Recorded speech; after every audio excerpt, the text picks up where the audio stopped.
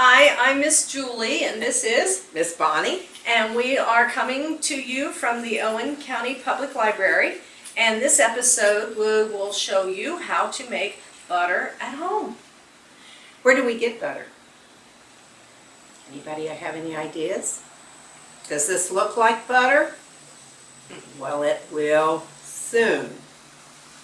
So if you want to make butter at home, just go to the grocery store, and we are using heavy whipping cream. If you are fortunate enough to have raw milk, you get the milk and the cream will come to the top. And locally there are 2 places available to get raw milk. So you'll have to investigate that and try it either with the store-bought heavy whipping cream or try some fresh cream. So we just poured it in the jar, and we did not fill it all the way up. It has to have room to shake back and forth. So, Bonnie? Okay, maybe start shaking. And what do we do? Children, that was the children's job. Actually, children made their butter, usually with a butter churn. And in another episode, I believe we'll have a butter churn to show you. And that was one of the children's job, is to churn the butter. Now, when you're churning, you probably get bored. So there's a little song that usually we sing when we're churning butter to make the time go fast. Well, you want to sing this? Sure. It's Come butter come, come butter come. Johnny's Sitting at the garden gate, waiting for a butter cake. Come butter come, come butter come. And that song, usually if you have a butter churn, and we'll sing it, and you're going up and down with the butter churn. Now, a churn has a wooden container that you pour the cream in, and it's got a long handle on a paddle that's called a dasher. And so we're going to put the dasher in the butter churn, and watch while I go up and down, because you'll notice the sing-song that we sing goes in time with me using the dasher on the butter churn. Come butter come, come butter come. Johnny's at the garden gate, waiting for a butter cake. Come butter come, come butter come, come. Okay, so butter was an important part of the family farm life. They ate a lot of butter, and so butter is good for you. And if you were lucky enough, you had a cow, which that would be one of your jobs also, to milk the cow in the morning and in the evening. Now, we didn't have refrigeration. In other words, you didn't have a refrigerator. Because there was no electricity. That's right. That's right. So where do you think they kept their produce and their butter, and where do you think they kept it cool? Any ideas? Wow, they're not without a refrigerator. If I leave my stuff on the countertop, it gets hot. Right, especially in the summertime. Well, this is what they had. They had something called a root cellar, and actually there are people in Owen County that still have a root cellar. A root cellar was usually dug into the side of a hill, and you know, it's always cooler underground. If they were lucky in the wintertime, you might go to a pond and chop the ice out of there, and they get blocks of ice, and they would put that in straw. Straw also insulates, and they would put it in straw and put it in their root cellar. Well, let me interrupt you, because when I was growing up, we had an ice house, and it was a big building, and the whole bottom was dug out, and that's where they put the blocks of ice. So it was bigger than a root cellar.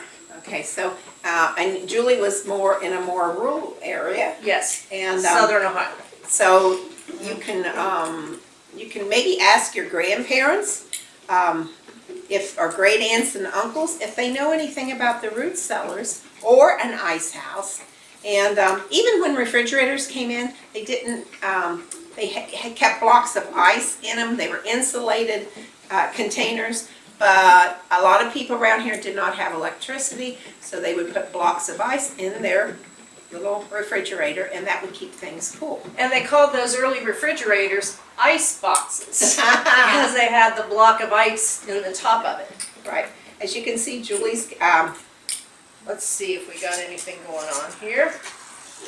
So it's getting thicker. I know you can't see it, but it's getting thicker. It definitely looks different than when we first started. Yes, it does. So we will keep shaking this, and the first thing we'll get is whipped cream. So we'll shake this until we get some whipped cream, and then we'll show you the whipped cream. Whipped cream. So we'll shake this until we get some whipped cream, and then we'll show you the whipped cream.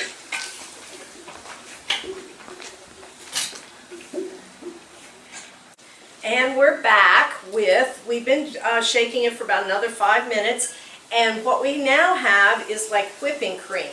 See how thick it is? We're not done yet, but this tells you that if you wanted to use this for whipping cream, you could. So we're going to put this back in the jar and shake it some more. So we'll be back in just a few minutes.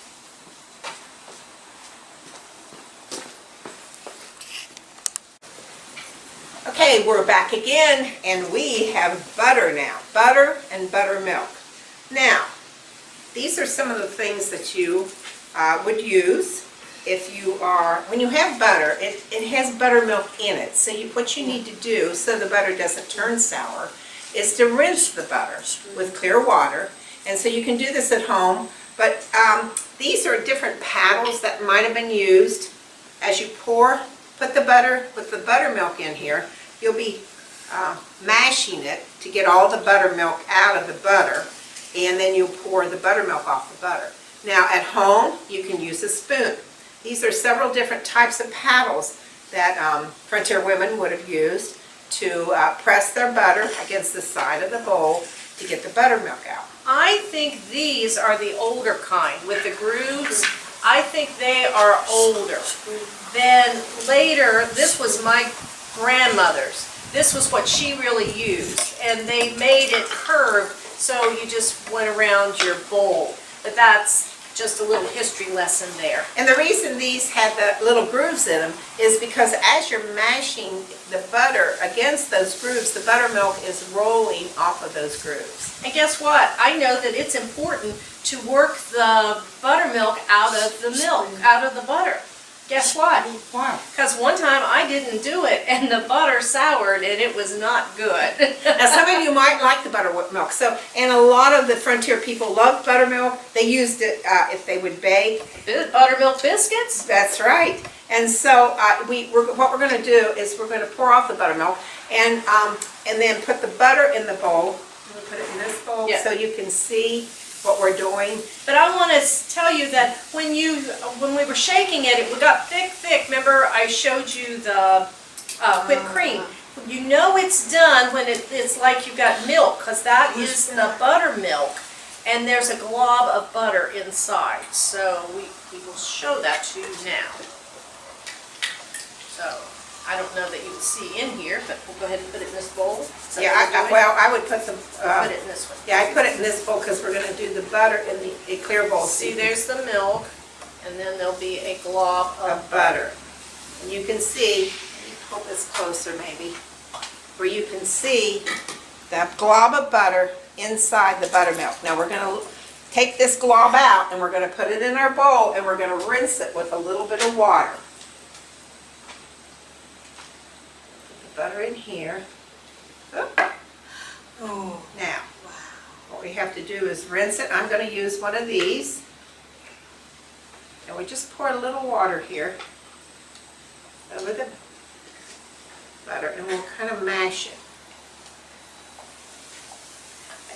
I don't know whether you can see this, but you can see in this clear bowl some of the buttermilk coming off of the butter. And what you'll do is, where's my buttermilk bowl? You'll constantly just kind of keep pouring that buttermilk off of the butter.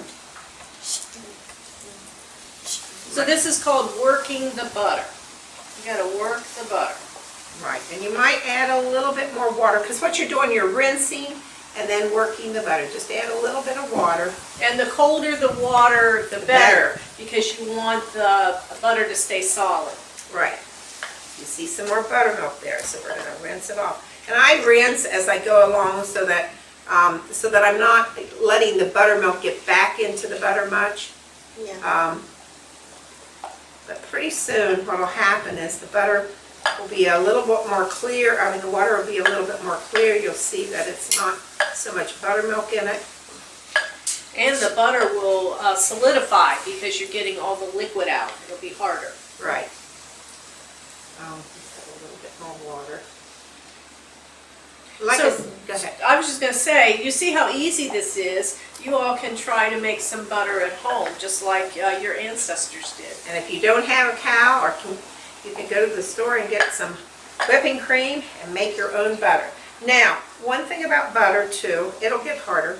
And what I do sometimes is I put it in another bowl, just because this bowl kind of tends to get, I mean, you can switch bowls because that ends up being, and so what I'm doing is I'm seeing if there's any more buttermilk besides the little bug in there. And I don't see any more buttermilk coming out of the butter.